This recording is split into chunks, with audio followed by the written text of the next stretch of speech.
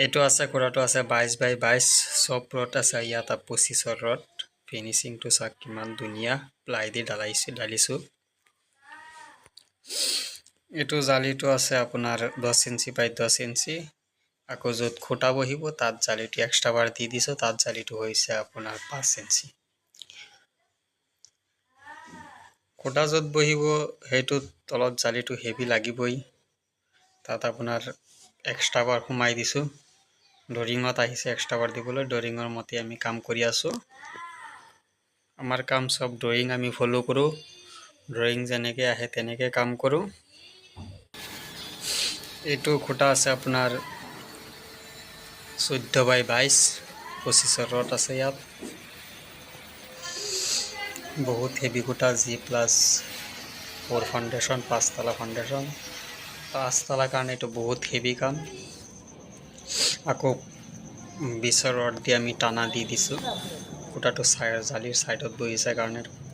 20ৰ road দি জালিটোত পূৰা টানা দি দিছোঁ ইঞ্জিনিয়াৰ আহি চাইছিলে চাই পেলাই আমাক টানা দিবলৈ কৈছে আমি ইঞ্জিনিয়াৰৰ মতে আকৌ টানাটো দি আছোঁ টানা দিব লাগে এইটো জালিটো চাওক এইটো এক্সট্ৰা বাৰ এইটো এক্সট্ৰা বাৰ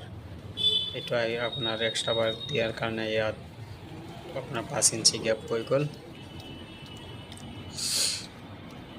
এইটো আছে আপোনাৰ আমাৰ লিফ্ট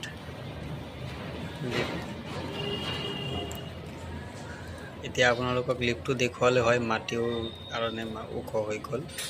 উঠিবলৈ ৰডৰ কাৰণে যাবলৈ অসুবিধা হ'ব এইটো আমাৰ প্ৰথম জালিটো বান্ধাৰ কাম প্ৰায় কমপ্লিট হৈছে নেক্সট জালিটো ভিডিঅ'টো চাব পাৰিব জালিটো বান্ধি লওঁ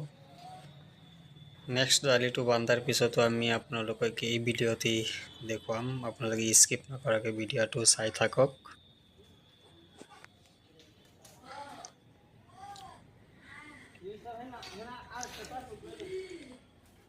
ধুনীয়াকৈ চাওক আপোনালোকৰ কামবোৰ কেনেকুৱা কৰিব আকৌ ব্লক দি পেলাই তলত কভাৰিং দি দিছোঁ যাতে ৰডটো ডাং খাই থাকে ঢালাইটো তলত সোমাই যায় এইটো প্ৰথমত আমি এইটো ছাইডত খুঁটাকেইটা বহাইছিলোঁ এইটো ওপৰৰ জালিটো আকৌ 4 চুটা ৰড আছে ওপৰৰ জালিটো 10 ইঞ্চি গেপত হ'ব